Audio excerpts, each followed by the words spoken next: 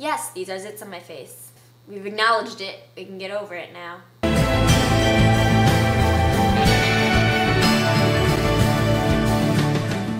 This week's video is something other than me just rambling aimlessly. I'm finally going to do one of my ideas that I've had for a few weeks now.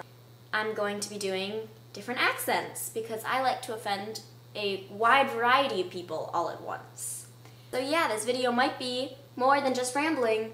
Nope, it'll be rambling, but accented rambling. That's always better, right? Last time I did my English accent for her, she told me I sounded like a posh Hermione on crack. So we're gonna only go up from there, right? This is my English accent. Sometimes it's a little bit better than it is at other times. I'm aware that there's plenty of English accents besides this one. This one's a rather posh one. But that's the one I do. I don't know why. This is the one that I do best. And sometimes it's better than others, and right now this is what it sounds like. Apparently when I talk really fast and angrily, I sound more British than I do when I'm talking slowly, but that is my accent. I can also do a Texan accent, which is kind of the stereotypical southern accent.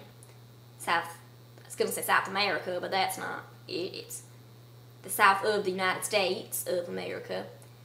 This is the stereotypical one that you hear. But there's also the Southern Belle, Southern drawl accent that you might hear, which is this one. And I'm not exactly sure where you might hear this, maybe Georgia, maybe. I would do an American accent. I can also do a Brooklyn accent. I usually start this one with a phrase from Seussical the Musical, a poison's a poison no matter how small, because it kind of gets your mouth moving in the right way. So that's my Brooklyn accent. I can't do a Scottish accent, but I can do that one phrase from the Brave trailer. It's like, if you had the opportunity to change your fate, would you? And then I can kind of keep talking in the accent, but I'm not really sure if it's Irish or Scottish, because I don't know.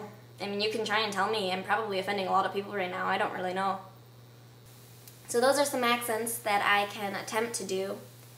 This video turned out a lot better in my head, I think, than it did in real life. Question time!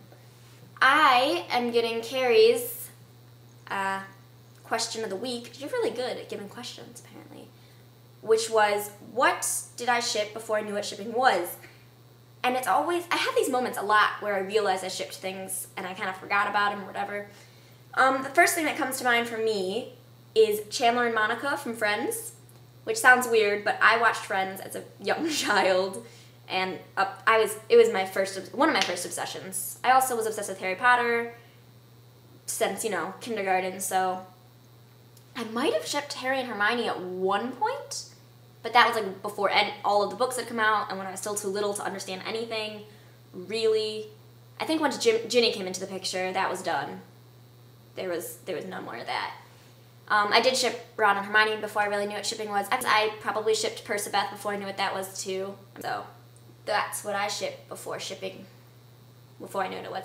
I have a theory that everybody in the world is a shipper, and no one can convince me otherwise, because if anyone's ever thought, oh, they're so cute together, or oh, I wish they'd get together already, you ship them. You just don't use the words, and maybe you're not as crazy as most shippers, but everybody's a shipper. It'll be a nice passive-aggressive question.